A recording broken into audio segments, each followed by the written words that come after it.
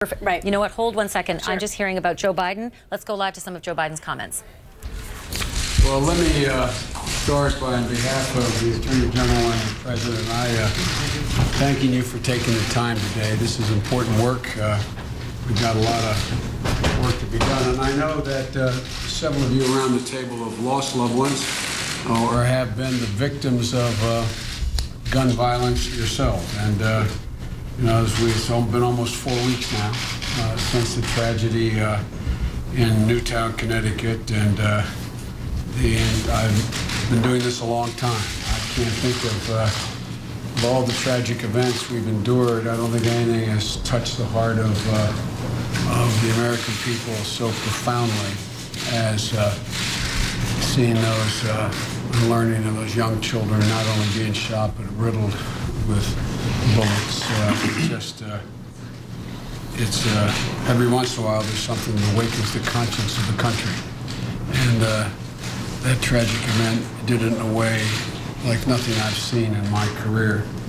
So we're here today to deal with a problem that requires immediate action, urgent action, and the President and I are determined to take action. This is not an exercise in photo opportunities or just getting to ask you all what your opinions are.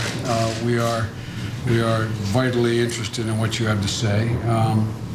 And as the President said, if our actions result in only saving one life, they're worth taking. But I'm convinced we can affect the well-being of millions of Americans and take thousands of people out of harm's way if we act responsibly.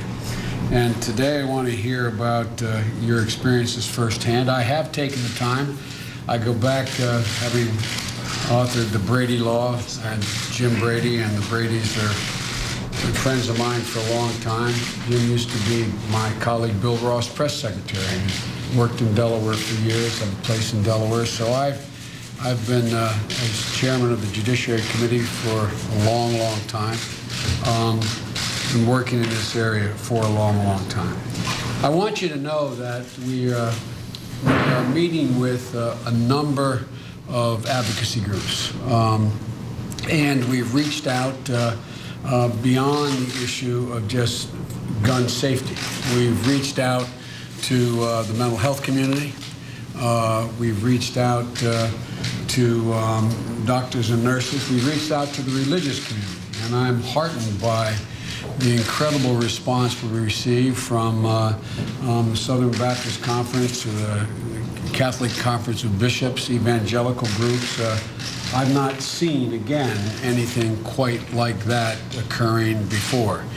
And we didn't even have to reach out. They reached out to us and said, we want to participate, because this is a moral issue as well. And so you're going to read and hear that I'll be conducting meetings today and tomorrow and Friday and beyond. I want to make it clear that we are not going to get caught up in the notion unless we can do everything, we're going to do nothing. It's critically important we act. And there's certain things I know a great deal about almost all of your organizations. I've read what you have published and spoken to. And there's a pretty wide consensus on 3 or 4 or 5 things in the gun safety area that could and should be done around this table.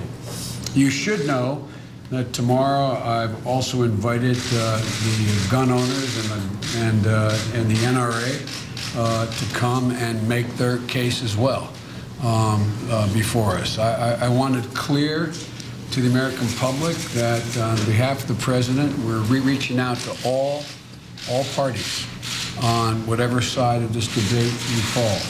But the President is going to act, or executive orders, executive action that can be taken. We haven't decided what that is yet, but we're compiling it all with the help of the Attorney General and all the rest of the cabinet members, as well as legislative action we believe is required. So I appreciate you very much being here, and with that, what I'd like to do is thank the press for coming on in, and maybe we can get to work, okay? Thank you. I will, they'll be able to tell you that. Okay, thank you.